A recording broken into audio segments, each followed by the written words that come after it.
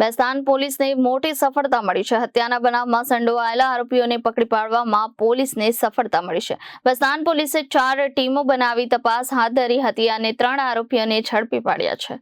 સુરતના બેસ્તાનમાંથી મોટી ખબર સામે આવી છે। બેસ્તાન વિસ્તારમાં થયેલી હત્યાનો ભેદ ઉકેલાઈ ગયો છે। બેસ્તાન પોલીસને મોટી સફળતા મળી હતી।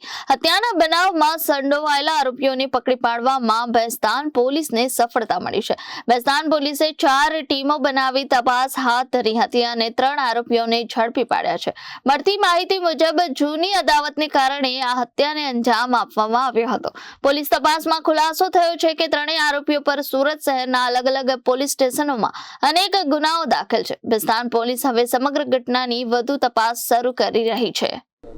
ગત તારીખ 23/10/2025 રોજ મોડી રાત્રે લગભગ 11 થી 11:30 સુમારે અત્રેના બેસ્તાન પોલીસ સ્ટેશન કે જે ડિવિઝન અને ઝોન 6 હેઠળ કાર્યરત છે તેમાં એક હત્યાનો બનાવ બનવા પામેલ હતો।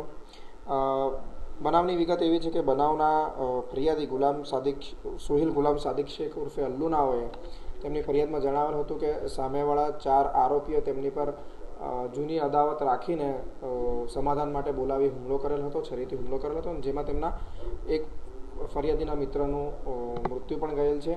આ બનાવ બાદ ગત તારીખ 24/10/2025 રોજ વહેલી સવારે તરત ફરિયાદ દાખલ કરીને અત્રેના પોલીસ સ્ટેશન ખાતેથી આરોપીઓને પકડી પાડવા માટે તજવીજ હાથ ધરવામાં આવેલ હતી, જેમાં કુલ્લે 4 ટીમ બનાવી તેને વિવિધ પીએસઆઈ તથા પીઆઈના નેતૃત્વ હેઠળ આરોપીઓને પકડવા માટે રવાના કરવામાં આવેલ હતા। તેમજ ટેકનિકલ અને હ્યુમન ઇન્ટેલિજન્સને પણ કાર્યરત કરી દેવામાં આવેલ હતું।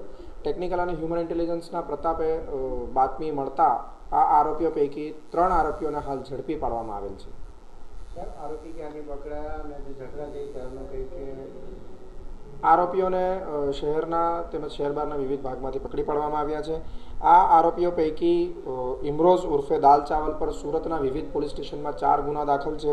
અરબાઝ ઉર્ફે બાબા પઠાણ પર સુરતના વિવિધ પોલીસ સ્ટેશનમાં 2 ગુના દાખલ છે અને સલમાન મિર્ઝા ઉર્ફે લસ્સી ઉપર સુરતના વિવિધ પોલીસ સ્ટેશનોમાં 12 જેટલા ગુના દાખલ છે। આ ઉપરાંત ફરિયાદી સોહેલ ગુલામ સાદિક શેખ ઉર્ફે અલ્લુ પર પણ શહેરના વિવિધ પોલીસ સ્ટેશનમાં 9 જેટલા ગુના દાખલ છે અને વધુમાં અન્ય આરોપીઓ આમાં કોઈ સામેલ છે કે કેમ અને તેમની પર કોઈ અન્ય ગુના દાખલ છે કે કેમ તે દિશામાં પણ પોલીસની તપાસ ચાલુ છે। Bureau report Janadesh news Surat.